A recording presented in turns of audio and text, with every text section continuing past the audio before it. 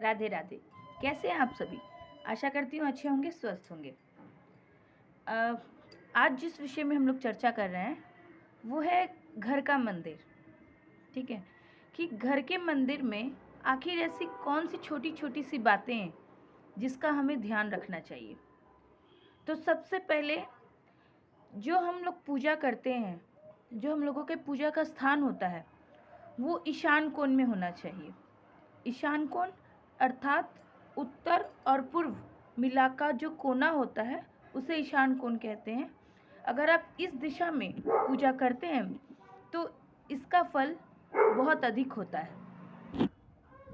अगर ईशान कोण पॉसिबल नहीं हो तो घर का जो पूर्व की दिशा होती है, पूर्व की दिशा की तरफ मुंह करके भी हम लोग पूजा कर सकते हैं। इसके बाद आते हैं कि बहुत लोग होते हैं कि बाजार से मंदिर खरीद के ले आते हैं जिनके ऊपर त्रिकोण जैसी आकृति होती है अथवा गुंबद होता है। देखिए, इसमें दोष तो कोई नहीं है, लेकिन ऐसा कहा जाता है कि ऐसी आकृतियां मंदिर में होती हैं और वो जब होती हैं तो हमें उसके नीचे बैठ के प्रभु की आराधना उपासना करनी चाहिए, तब पूजा लगती है। लेकिन घर के मंदिरों में तो ऐसा पॉसिबल नहीं हो सकता ना। जब हम लोग छोटी सी आकृति की, जब वो त्रिकोणाकार अथवा गुंबद के आकार की जब मंदिर घर में लेके आते हैं तो हम उसमें अपने प्रभु को ही स्थापित कर सकते हैं, हम उसके नीचे नहीं बैठ सकते।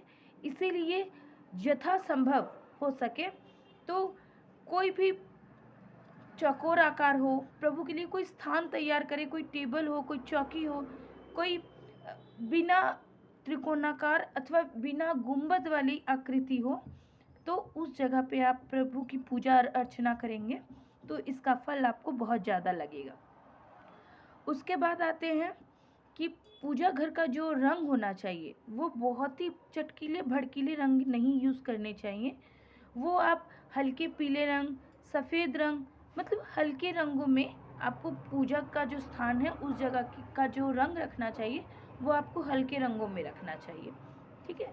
इसके बाद और एक बात बोला जाता है कि पूजा स्थान बार बार परिवर्तित नहीं करना चाहिए, क्योंकि ऐसा कहा जाता है कि जब आप एक ही स्थान पर, एक ही समय पर और अपने एक ही इष्ट देव की जब पूजा करते हैं तो वो पूजा अत्यंत गहराई तक पहुंचती है और वो पूजा आपकी सिद्ध हो जाती है।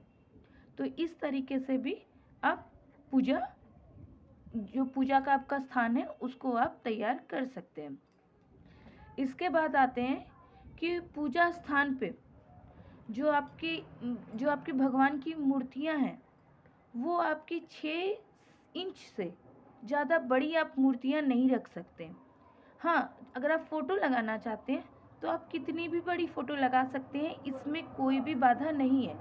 लेकिन मूर्तियां रखने का अपना एक विधान होता है। 6 इंच से ज़्यादा बड़ी मूर्तियां मंदिर में स्थापित की जाती हैं, तो घरों में कोशिश करें कि जितनी कम छोटी छोटी मूर्तियां हों वही मूर्तियां आप घर में स्थापित करें।